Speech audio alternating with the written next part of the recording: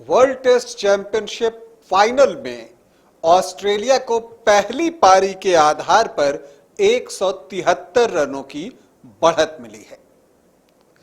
Match के तीसरे दिन भारतीय बैटर्स ने एक संघर्ष दिखाया और उसके बूते भारतीय टीम को उस स्कोर तक लेकर गई जहां तक वो लेकर जा सकती है। तारीफ बनती है अजिंक्य रहाणे की, जिन्होंने की टेस्ट क्रिकेट में लगभग 16-18 महीने बाद वापसी की है। तारीफ बनती है लॉर्ड ठाकुर की, लॉर्ड शार्दुल की, जिन्होंने की कमाल की पारी खेली है। तो बताऊंगा कि कैसी रही आज भारतीय बल्लेबाजी और अब भारतीय टीम को क्या करने की जरूरत है। नमस्कार, आप देख रहे हैं न्यूज बाइस्कोप और मैं हूं राकेश रंजन।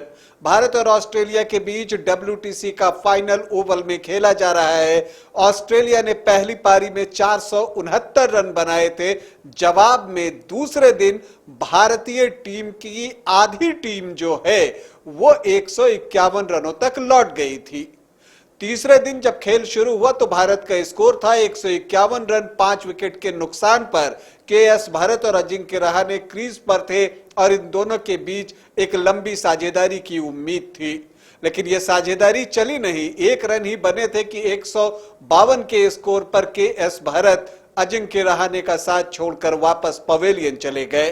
लेकिन फिर आए लॉर्ड शार्दुल और उन्होंने अजिंक्य रहाणे के साथ एक शतकीय साझेदारी की। सही जोड़े तो 109 रनों की यह साझेदारी हुई और यहां पर तारीफ बनती है लॉर्ड शार्दुल की भी और अजिंक्य रहाणे की भी, जो कि कमबैक मैन थे। तो दोनों ने कई गेंदें अपने शरीर पर ली, लेकिन हौसला नहीं छोड़ा, लड़ते रहे और ऑस्ट्रेलिया को एक फाइट दी। दोनों अपनी अपनी पारी को आगे बढ़ाते रहे। टीम का स्कोर बढ़ता रहा और साथ ही बढ़ता रहा ऑस्ट्रेलियाई टीम का फ्रस्ट्रेशन भी।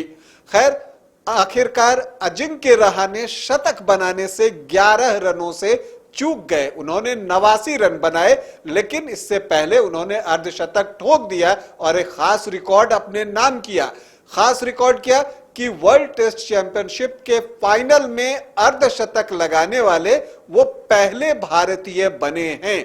और जब पिछली बार भारतीय टीम वर्ल्ड टेस्ट चैंपियनशिप के फाइनल में पहुंची थी और 2021 में उसका सामना न्यूजीलैंड से हुआ था, तब भी अजिंक्य रहाणे ने ही भारत के लिए सबसे ज्यादा रन बनाए थे और तब उन्होंने 49 रनों की पारी खेली थी। तो WTC के फाइनल में पहली हाफ सेंचुरी लगाने वाले पहले भारतीय जो हैं वो अजिंक्य रहाणे हैं, तो दूसरे भारतीय शार्दुल ठाकुर बन गए।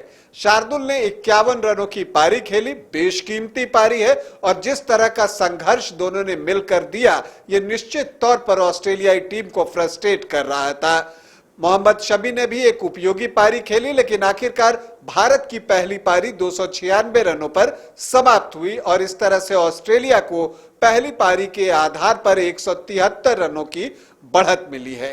ये एक बड़ी लीड है। ये बात सही है कि भारत ने फॉलो ऑन बचा लिया है, लेकिन मैच के लिहाज से देखें तो ये एक बड़ी लीड है और अब इंडियन बॉलर्स पर बहुत कुछ डिपेंड करेगा कि वो एक्सेप्शनली बेहतरीन गेंदबाजी करें और ऑस्ट्रेलियाई टीम को कम से कम स्कोर पर रोकें। और फिर जो है भारत के बड़े बड़े नाम जो बैटिंग में हैं, उनकी परीक्षा एक बार फिर से शुरू होगी। तो मैच अभी भी रोचक बना हुआ है। जो WTC फाइनल में जो रोमांच चाहिए वो अब तक बना हुआ है और हम उम्मीद करते हैं कि भारतीय टीम वापसी करेगी। टीम इंडिया को हमारी ढेरों शुभकामनाएं। अभी के लिए इतना ही, इजाजत दें, नमस्कार।